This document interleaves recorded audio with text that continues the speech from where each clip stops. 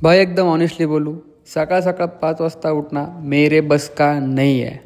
पण जब भीमाशंकर जाना था तो बॉडी ने ऑटोमेटिकली अलार्म वाजवाया।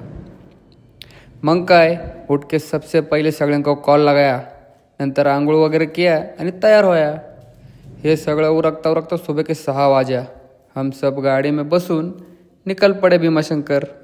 गाड़ी में बैठ के बोर नको व्हायला इसलिए डीजे मामा ने गाना शुरू किया आणि हमारी गाणी एकदम जुने पुराने जमाने के रहते। थांबा ऐकवतो।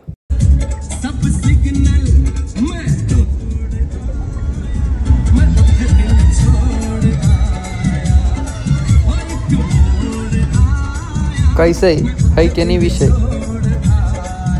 गाना ऐकते ऐकते आगे एक भारी व्यू दिस रहा था। ड्राइवरांना को सांगया कि गाड़ी साइड को घे, तुम भी देखो व्यू।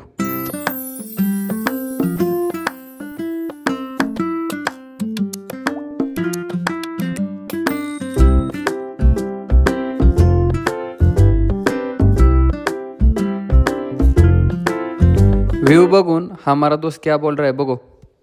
ऐसा लग रहा है जैसे दिल गार्डन गार्डन।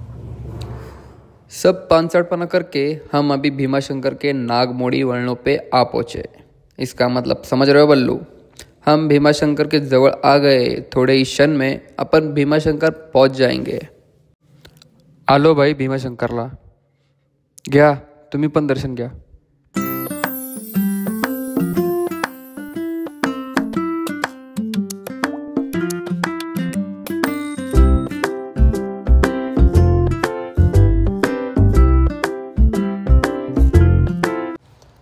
काही पण बोलो, दर्शन एक नंबर हो गया। सकाळ सकाळ लवकर उठने के फायदे। दर्शन तो हो गया, आता काय करने का।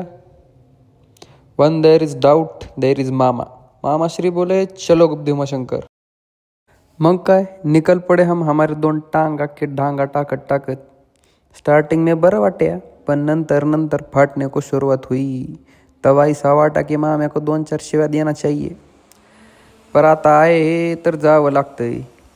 कैसे वैसे ट्रेक करत करत गुप्त भीमाशंकर के जवळ आलो, तेव्हा कुठं शरीर को और मन को बरं वाटया। और तो और ये दबदबा देखकर मन पिसळा गया। खूप झाली मस्ती, आता थोडं नॉलेज।